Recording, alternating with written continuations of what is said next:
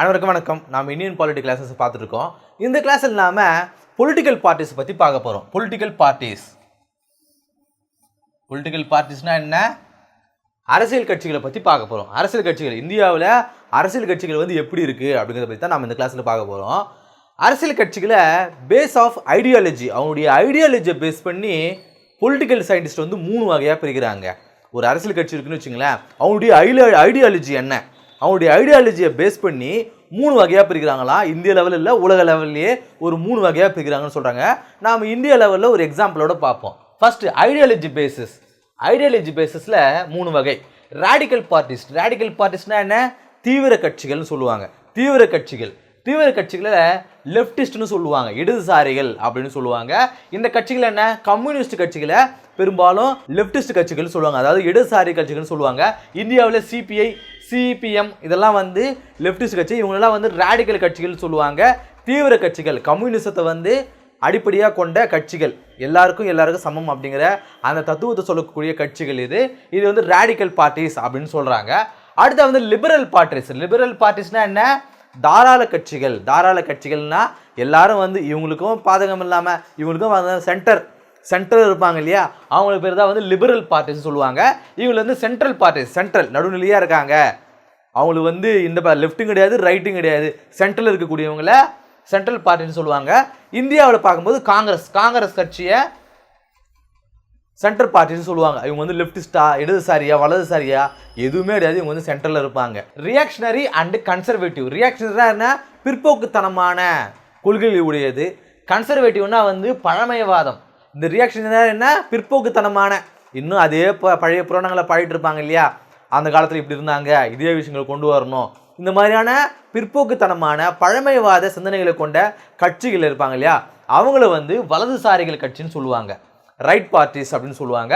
இவங்க இந்தியாவில் பார்க்கும்போது பிஜேபி, அதே புராணங்கள், ராமர் கோவில், இந்த மகாபாரதம் சொல்லிச்சு, அந்த காலத்தில் இப்படி இருந்தாங்க, அதே தான் நம்ம இப்போ பின்பற்றணும். இது மாதிரியான பழமைவாதிகள், பிற்போக்குத்தனமான ஐடியாலஜிஸ் கொண்ட கட்சிகளை வந்து ரைட் கட்சின்னு சொல்லுவாங்க, ரைட்டிஸ்ட் பார்ட்டின்னு சொல்லுவாங்க.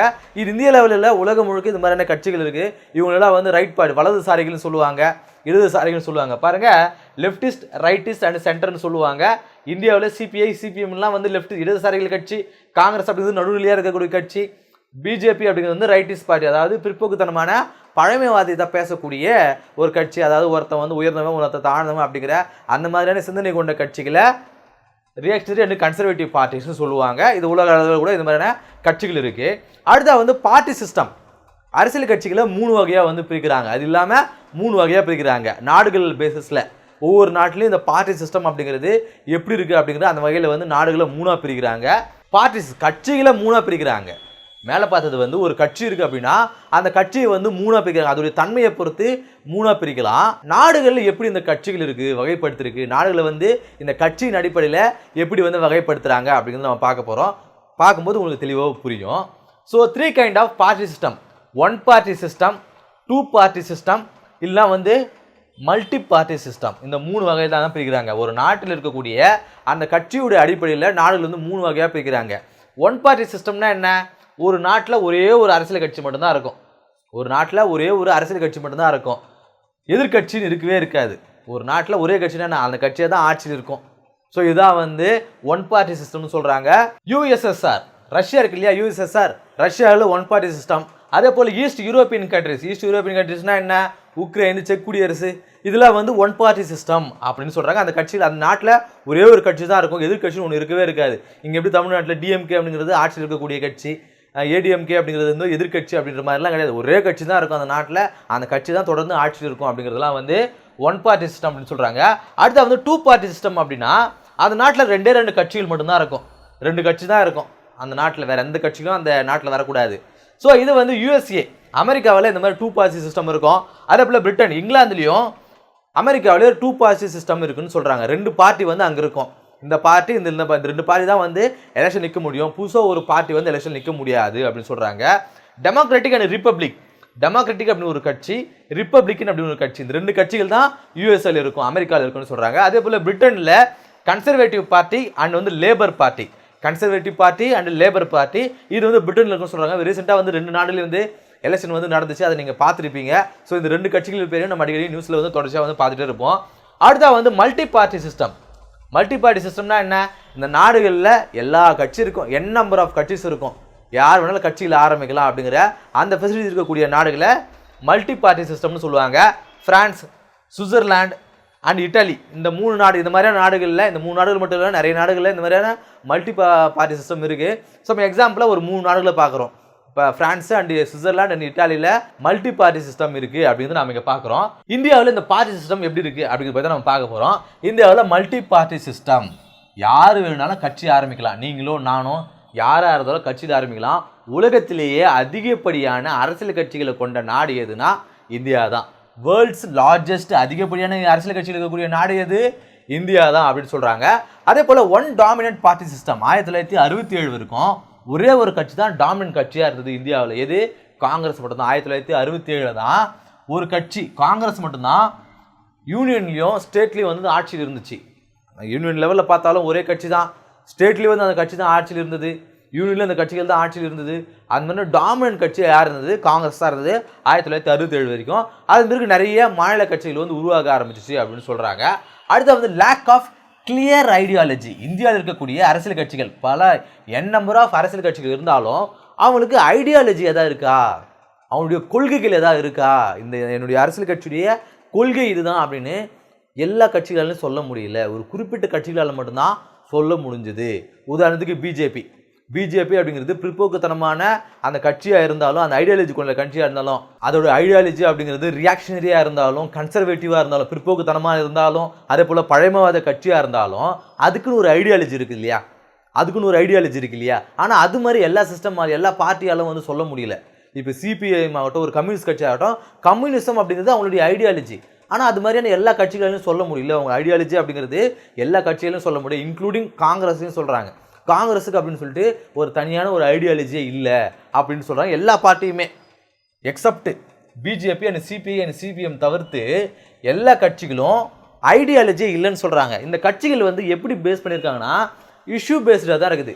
ஒரு பிரச்சனை வருது, நாட்டில் ஒரு பிரச்சனை வருதுன்னா அந்த பிரச்சனையை பேஸ் பண்ணி இவங்க ஒரு கட்சியை ஆரம்பிக்கிறது. இப்போ கட்சித்தீவு வருதா, அதை பேஸ் பண்ணி ஒரு கட்சி, இலங்கை பிரச்சனை ஒன்று வருதா, அதை பேஸ் பண்ணி ஒரு கட்சி, இது நாங்கள் நிவர்த்தி பண்ணுவோம் அதுக்காக ஒரு கட்சி.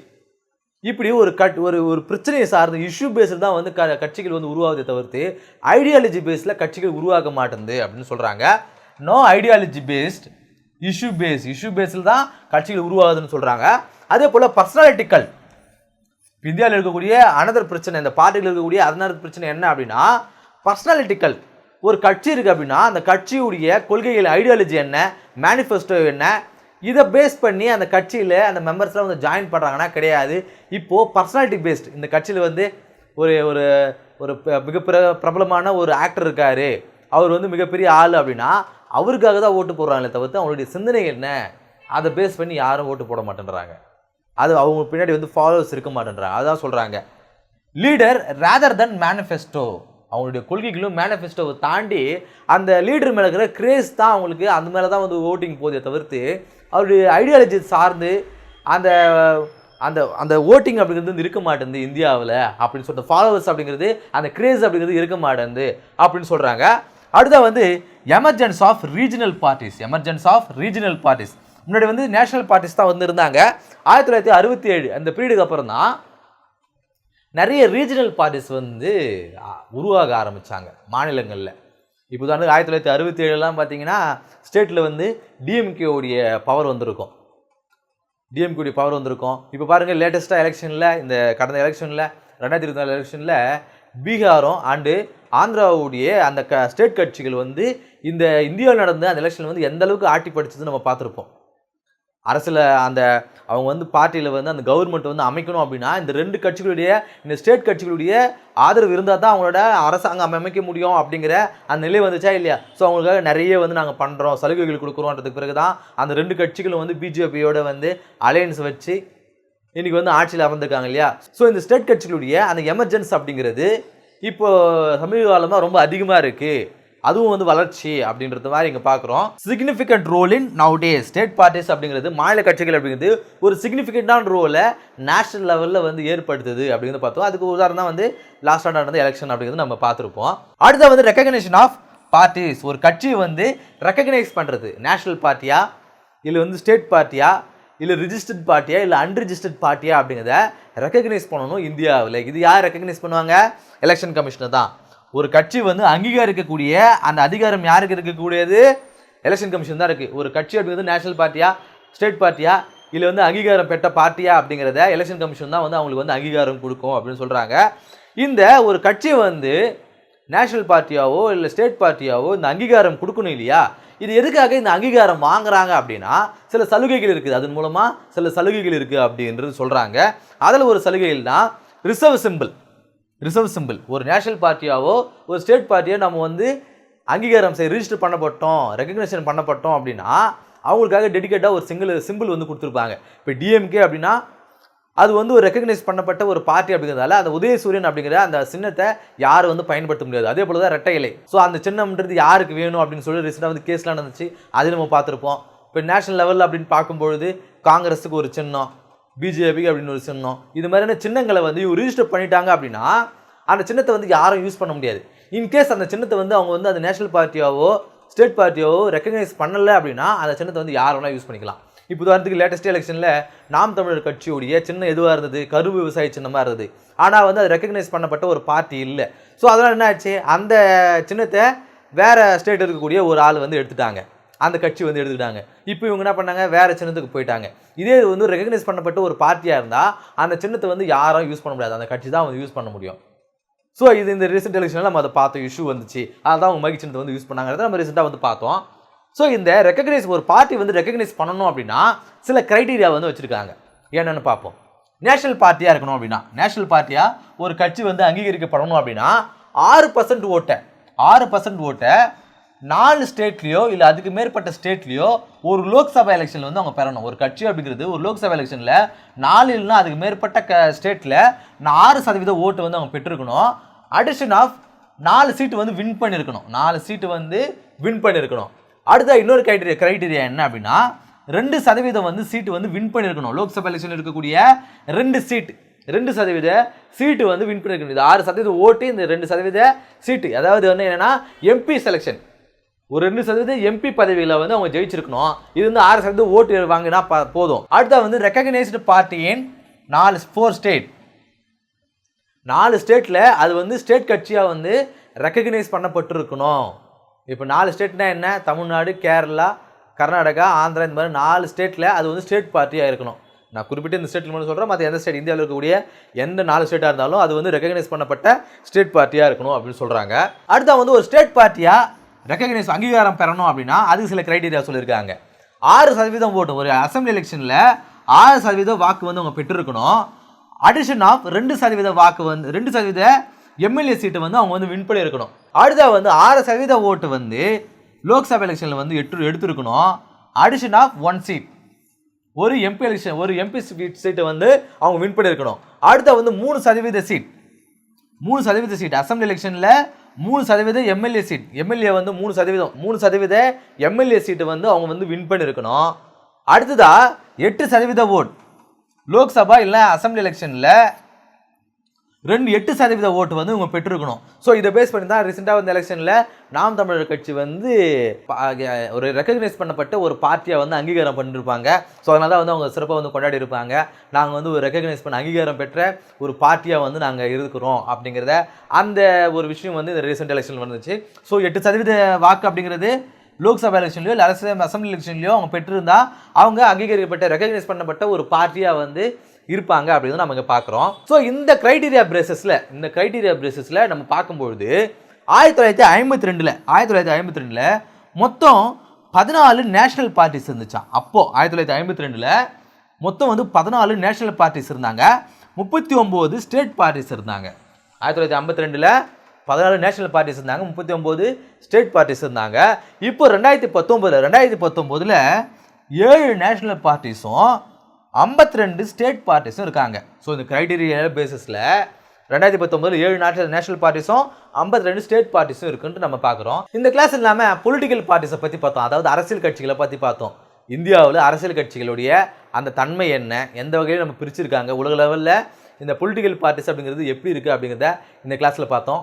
அடுத்த கிளாஸை சந்திப்போம். நன்றி.